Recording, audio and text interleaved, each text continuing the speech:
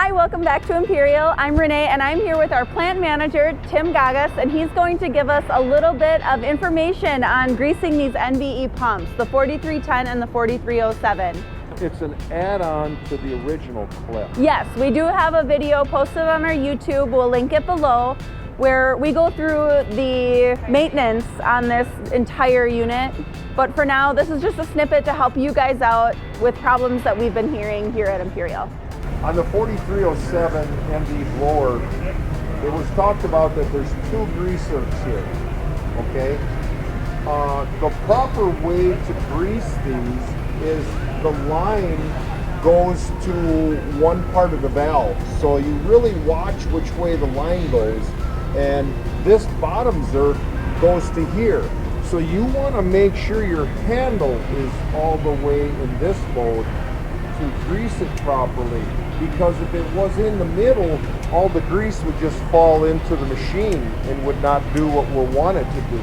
So we want to have it back here, and then we would grease this one. Then if we want to grease the back one, we have to be all the way to the other end, and then you would grease this. And it's not a grease daily sticker, it is a grease when the valve handle's starting to get sticky. Because too much grease will get trapped in the machine and create more harm. Now with the 4310, there's one extra greaser that's on the top. That goes into the top of the valve handle and takes such a minimal amount. People have had a grease gun on there pushing so hard and so much pressure, and they're like, it doesn't work. It doesn't take much. So keep that in mind when you're greasing.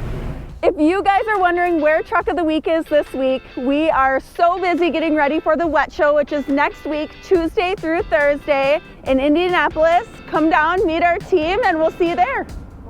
And if you guys are looking for more information on the Wet Show or anything we do here at Imperial, go ahead and visit our website, www.septictruckcenter.com, or check out our socials. We're on Facebook, Instagram, and LinkedIn.